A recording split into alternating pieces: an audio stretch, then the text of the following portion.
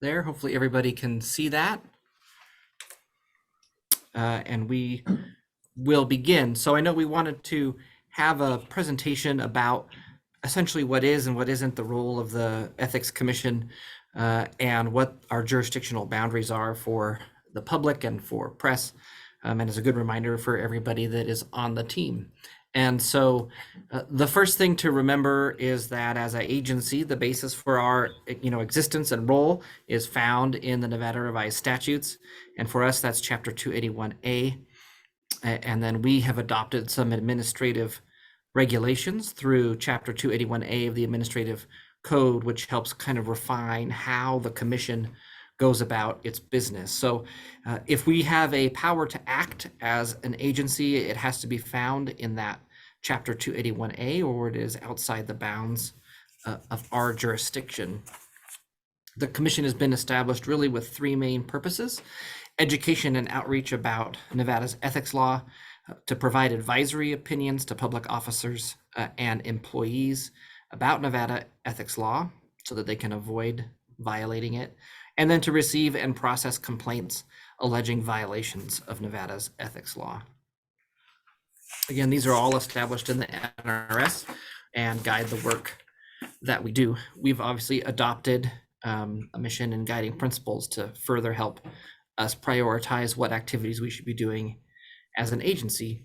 Before diving into what we can and cannot do, it is helpful. So there's some specialized ethics terms that are helpful for everyone to understand.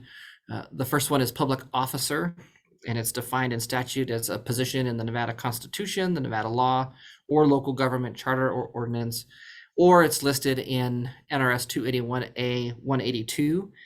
That specific citation lists a number of positions that are public officers only for the purposes of the ethics law, and may not be public officers considered in other parts of the NRS. The other one that is important to understand is the definition of commitment in a private capacity.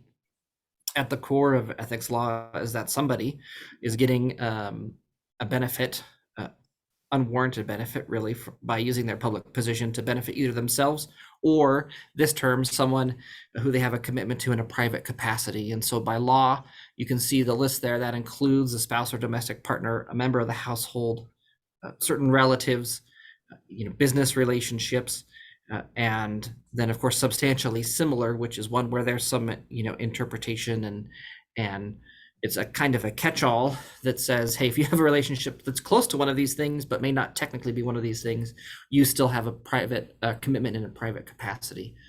And then pecuniary interest is really talking about and helps define that it's got to be a matter that relates to money or otherwise related to money. So there are certain provisions that talk about either pecuniary or personal interests that are being benefited. And there are some restrictions that focus just on that pecuniary interest.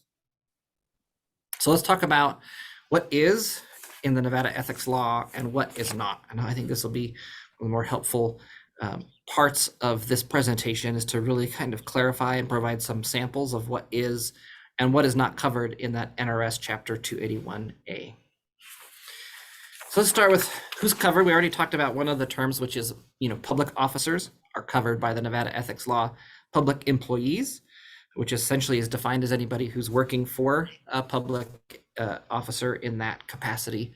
And then in some cases, primarily related to cooling off provisions, former public officers and employees are covered in the jurisdiction of the Ethics Commission. So this is our universe. As the Ethics Commission, this is who we have the ability to offer advisory opinions and who we have the ability to receive complaints on and determine if there's been a violation of the ethics law. Who's not included in the ethics law? Private individuals. So sometimes we receive complaints about private individuals and concerns about them being ethical. Private businesses or companies. So we've received a couple months ago, I think we received an email question about somebody who thought an employer was not acting ethically. It was a private employer, so that fell outside the scope of our jurisdiction. We have no statutory authority to move forward on a case like that. And then public agencies. So sometimes you'll see in media reports or opinion pieces, or sometimes in emails, that an entire agency is acting unethical.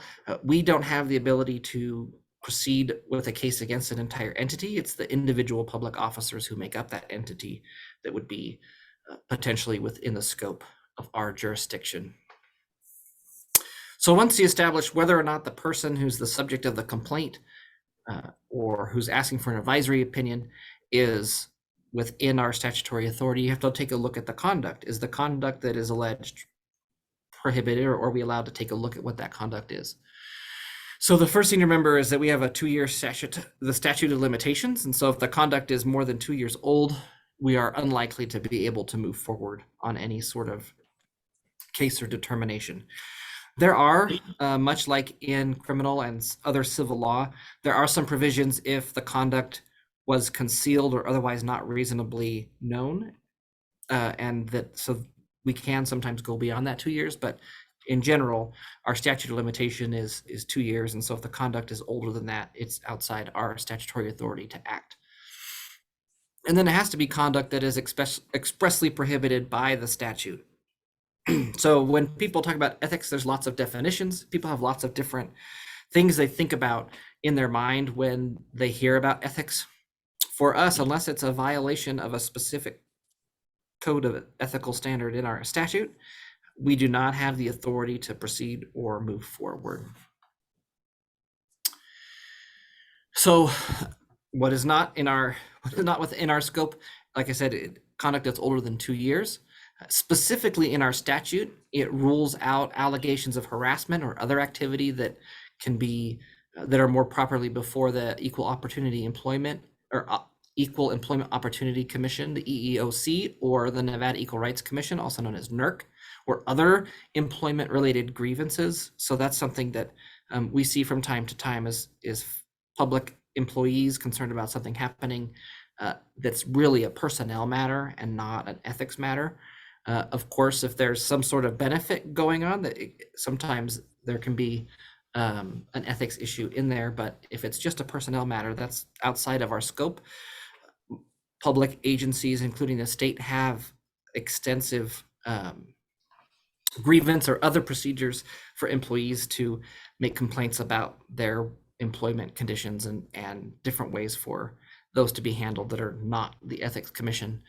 And then another one is local or agency ethics rules that aren't found in the chapter. So a lot of local governments, county governments have ethics rules that may be similar to our ethics rules. And there may have some that are very different from our ethics rules. Again, kind of what is the definition of ethics is pretty broad. Generally, for us, it's very specific in 281A. And so we can take a look at that. It can help inform, but unless a local or other agency ethics rule aligns with our statutory ethics rule, we're not going to have jurisdiction in that matter. So some examples that I think kind of highlight what would be and what wouldn't be an ethics issue are on this next page. I will say that in my time here, every complaint that comes in is a different story, and a lot of times it's stuff we haven't thought about, and so we certainly take a look at each set of facts and try to make that determination of if we're dealing with an ethics issue or not. So some examples would be a state employee using their government equipment to operate a private business from their government office, a city council member who fails to disclose and abstain when voting on a matter that financially benefits her wife, or a county employee who gets paid to lobby the county agency he just worked for in violation of the cooling off period. So those are examples of items that would indeed fall in our ethics jurisdiction, because the individuals in those situations are covered in our definition of public employee or officer, and the conduct is listed in 281A. Some examples of fact patterns that we sometimes see that are not ethics commission, we're not empowered by the statute to have jurisdiction over, would include a receptionist at a government office being rude to a citizen at the front desk. That receptionist is covered as a person, as a public employee, but the conduct isn't prohibited by our ethics law. An agency manager sexually harassing a member of his work team. Again, that would still be a person who falls under ethics law, but the conduct is specifically outside of our scope of jurisdiction. And then a city employee violating a city ethics rule that's not found in our statute would be something that we would not be able to proceed on. So these are just some examples. we get some questions from press sometimes asking kind of hypothetical questions, and we always really emphasize that ethics cases are really fact dependent. And so it's hard to give general answers about yes or no, which is why our advisory opinion process is so valuable, because it allows the commission counsel to work with that public employee and officer to understand and get all of the facts that would help make a solid, robust opinion about what the ethics provisions are. One of the things we sometimes we get lots of questions about trying to confirm the existence of an ethics complaint. And so the basic complaint process for everyone to understand is that when we receive a complaint, the first thing we do is make a jurisdictional determination. That determination is heavily reliant on a legal analysis along with the facts. If we determine that there is jurisdiction, then it would move to the point of an investigation and panel determination. If you think of the ethics complaint process like a freeway, there are certain things you have to get onto the on-ramp, which is there has to be that person who's covered, and the conduct has to be covered under the statute. So that gets you onto kind of that ethics freeway and past the jurisdictional determination point. At that point, we head towards a panel determination, and things really become reliant on facts. The idea is we got to figure out what facts are going on in this case while still applying the law, but the bulk of the work really shifts from the legal analysis to how do these facts line up with what we have. Sometimes the commission says, oh yeah, we do have jurisdiction, and then we do an investigation and the facts just fall apart in terms of being an actual ethical investigation, like ethical violation, right? Well, what was included in the complaint and what we knew at the time turns out to not be what's actually going on, and the case at that point is dismissed. And so, if at the panel determination, there's a determination, there is sufficient evidence to refer the case forward to the full commission for an adjudicatory hearing. It's at that moment, really the panel determination is when the case becomes public. And so I will note it is Sunshine Week, which is a focus on open government. And we have some outreach, social media outreach about, how, we do have lots of confidential items at the Ethics Commission, but at a certain point, certain documents do become public and things are more out in the open. And it's at that panel, after that panel determination point, that it becomes public. And then that final phase is the adjudicatory hearing, which is really about having the commission have the full story in front of them to make a determination. Of course, there are different off-ramps. There's the deferral process, there are stipulations, there are dismissals later on. There are a different number of ways to conclude the case without going to an adjudicatory hearing. But this is really the basics of the complaint process.